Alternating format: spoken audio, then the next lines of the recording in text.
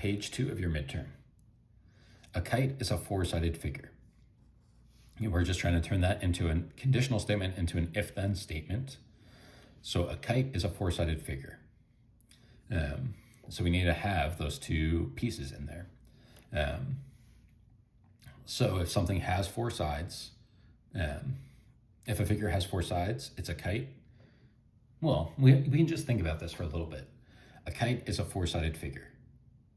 That is a true statement. There are other four-sided figures. So it can't possibly be A.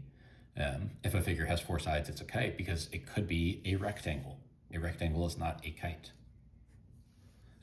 If a figure is a kite, it has four sides. That's the one that matches.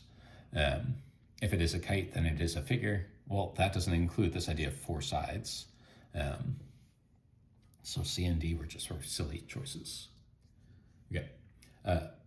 Inverse happens by negating. Converse is flipping.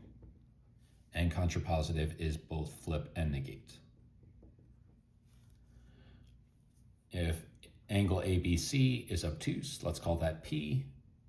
Then the measure of angle ABC is greater than 90, let's call that Q. So here, ABC is not obtuse, so that matches P, except it's the negation of it. So this is not P, goes to, and then this exactly matches what the original Q was. So that's none of them. This one is a decoy. This one is not obtuse. That's still the opposite of P. And then the negation of P, I should say. And now this one's a little bit tricky because we changed the signs. So this one is not Q. Think about it for a second. Something can only be greater than, equal to, or less than something.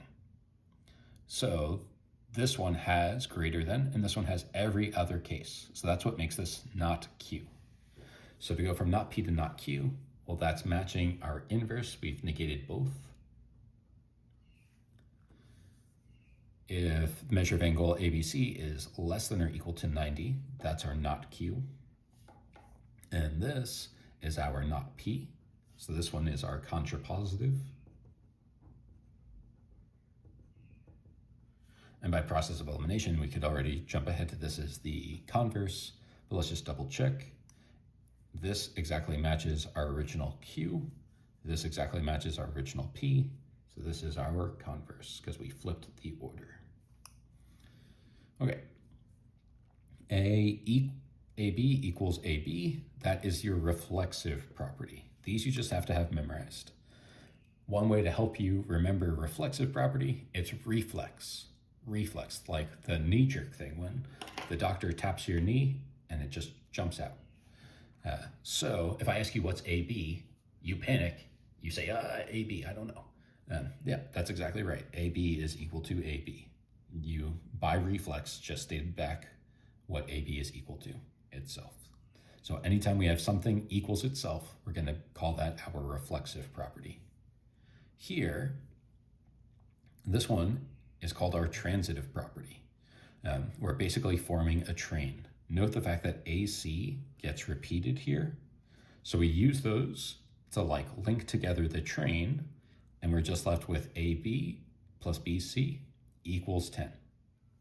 So this was our transitive property. If B is on segment AC, then AB plus BC equals AC. We're adding two segments to get to the total segment. That is our segment addition postulate. Here, how did we get from x minus 4 equals 10 to x equals 14? By adding 4 to both sides. So this is our addition property of equality. And then finally, this one, we've already gone through all of them. This is our blank. It turns out that this one is called the symmetric property. But we won't be using that in this semester, so I did not ask you to really have that committed to memory. Okay, in number 8, you have to take advantage of things like vertical angles and linear pairs.